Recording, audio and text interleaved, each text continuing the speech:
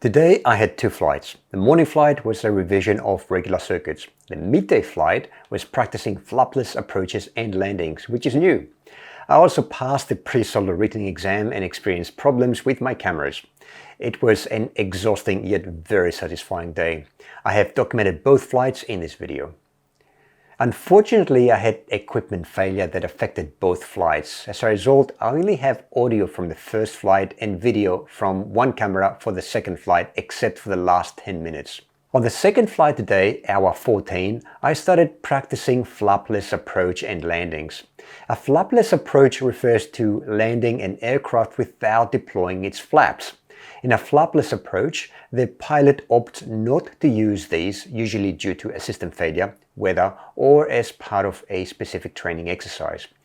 This means that the aircraft will approach the runway at a higher speed and may require a longer distance to come to a complete stop. It's a technique that demands precise control and a thorough understanding of the aircraft's handling characteristics.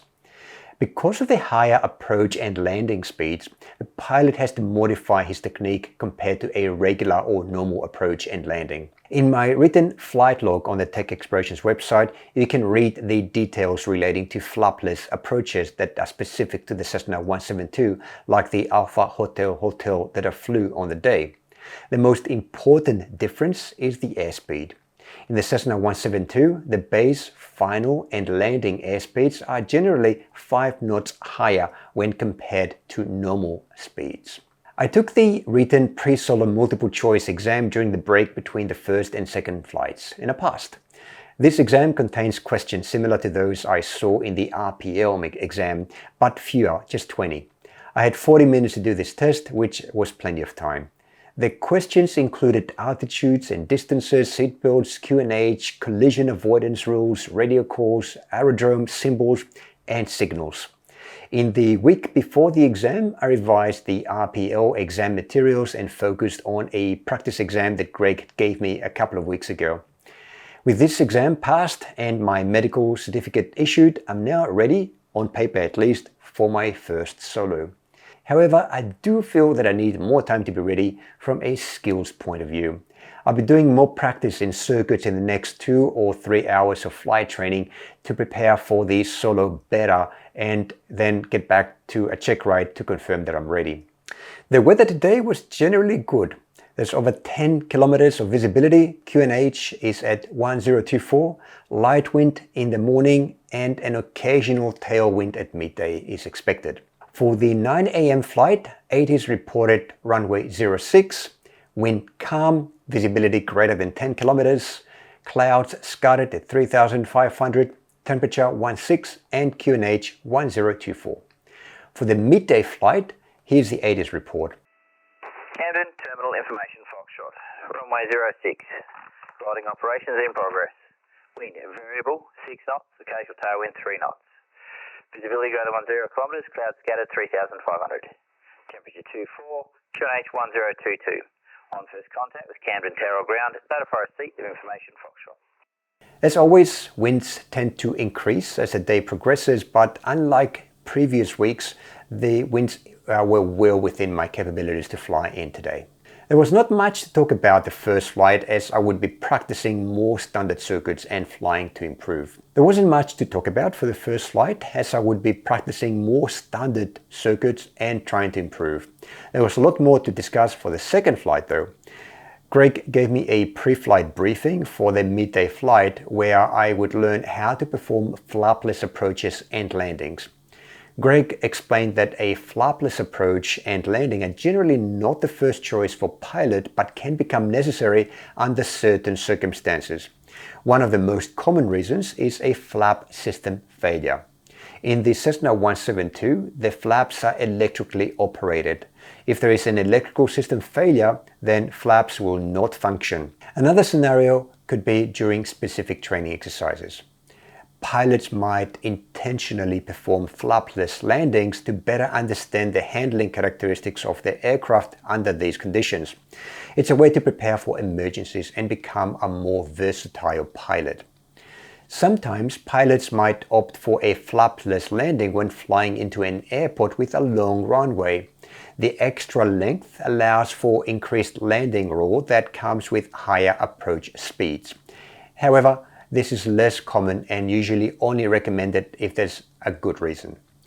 Lastly, environmental factors make a flapless landing more desirable in some rare cases. For example, with strong gusty winds, deploying flaps could make the aircraft more challenging to control during the approach and landing. In such cases, the pilot might decide that the increased stability of a flapless approach outweighs the benefits of using flaps. On hour 13, the day's first flight, I started slow and behind the plane. This means that, again, I was slow to anticipate and execute an action such as turning or changing the power settings. This improved as Greg reminded me that I was supposed to fly ahead of the plane. After the third circuit, my performance increased significantly and I almost caught up with the performance level I was supposed to be in my training. One thing that did stand out in hour 13 was an instruction from tower to execute an orbit as we were moving downwind. In aviation, the term orbit refers to an instruction by air traffic control for an aircraft to fly in a circular pattern over a specific point on the ground. This is usually done to manage air traffic, create spacing between aircraft, or delay an aircraft's arrival at its destination. When ATIS gives an orbit instruction, the pilot will turn the plane to fly a circle, typically of a specific radius, around a designated point. Orbiting is often used in a holding pattern but can also be employed in other phases of flight. For example, a pilot might be instructed to orbit while waiting for clearance to land or to give way to other aircraft in busy airspace. It's a common procedure that pilots are trained to execute, and it's crucial for maintaining safe and efficient air traffic flow. Hour 14 was very interesting. I practiced the flapless approach and landing that Greg had explained in the briefing. Without flaps, everything happens faster because the plane flies around 5 knots faster. This may not sound much, but the circuit is already a hectic place to be. On the plus side, with a flapless approach and landing, the pilot does not have to worry about extending flaps downwind, base and final, and then retract them for a go-around or touch and go. I had more effective control of the plane without flaps. I also did feel the extra 5 knots as the plane hovered and flared over the runway. Unlike the usual thumping touchdown when using flaps, the actual touchdown felt smoother. This is because of the flatter approach. Also, because of the extra knots, the plane takes more runway to touch down and even more runway to stop using the brakes. When we did the final full stop landing, the aircraft stopped after the entry to taxiway Delta, which we usually use. So Greg had to request clearance for a backtrack, meaning to turn around on the runway to get back to taxiway Delta. The extra runway needed is another reason why flapless landing is usually used only if there is a good reason and not routinely. In my first flapless landing, I had to use more runway and apply more braking than ever before, plus we had to backtrack. In Camden, an alternative to backtracking would be to use It was a fun day. However, I knew that I had regressed in some areas. The first half of hour 13 was shocking, and this started with my botched radio call. Things improved though after that. I'm annoyed about my lack of consistency. This shows that although I have had good circuits during which I performed well, I haven't really consolidated these skills, and I oscillated between adequacy and efficiency. I aim to improve to consistently execute the circuit adequately in the next 2 hours. This is the only way I'll make it to my first solo flight. If you liked this video, make sure to subscribe to my YouTube channel right now. Just click on the subscribe button below this video. And of course, you can also head over to my detailed flight training log pages on the Tech Explorations website. In these pages, I document in detail all of my experiences and learnings from each one of my training flights. These logs contain a goldmine of information for any aviation student or anyone interested in aviation.